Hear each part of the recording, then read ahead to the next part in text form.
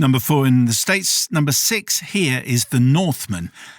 Yeah, okay. I'll go first. Yes, okay. Adam O'Keefe. The Northman was one of the most intense, visceral experiences I've ever had at the cinema. Brutal, transcendental, ludicrous. A breathtaking achievement. I half expected the room to burst into applause at the end. I have to assume that, like me, they were simply too exhausted. James Parkhouse. Well, I did go and see The Northman last night. Whilst it looked and sounded amazing, I did find it pretty dull, and there were regular checks of the watch to see how long it had been. The level of accuracy, which is very good, is clearly there, but came at the expense of telling a good story. Ended up a bit of Hamlet, Braveheart and Gladiator without ever finding its own story. 9 out of 10 for the way that the period was reimagined. 5 out of 10 for the story. I mean, it is Hamlet because it shares the, because Shakespeare used the Viking with the Hamlet story, so the Hamlet narrative is in there.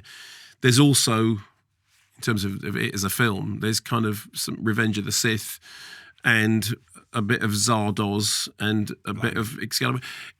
So here's the thing with this.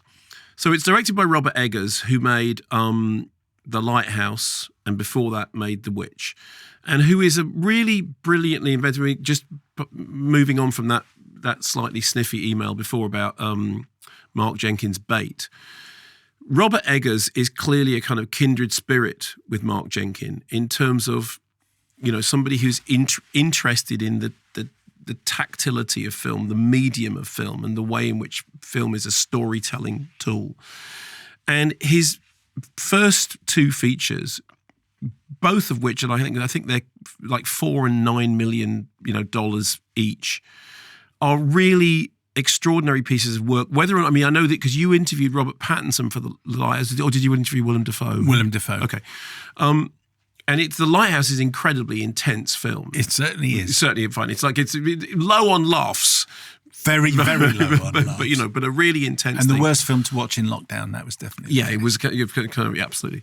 In the case of The Northman, the budget for The Northman has been reported at somewhere between $70 and $90 million. Okay. And when I saw it, what was interesting was I thought, okay, look, I'm a Robert Eggers fan.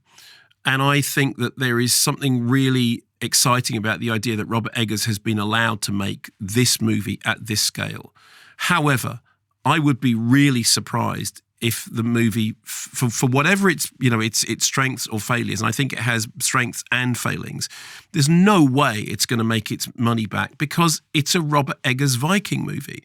The script is co-written with Sean, so it's properly erudite and it knows its subject matter. It has terrific central performances. Robert Eggers himself said at the beginning, and we're going to make the Viking movie. I think it's entirely possible that there is a claim for that being the case, but it was never going to be the kind of blockbuster hit that a film would need to be to make a $70-90 million budget work. And the problem is that because it has underperformed at the box office, it kind of gives studios a shot across the bows in terms of do not stray off the straight and narrow when it comes to franchise fare. So there are things about it that look great. The soundtrack is really evocative.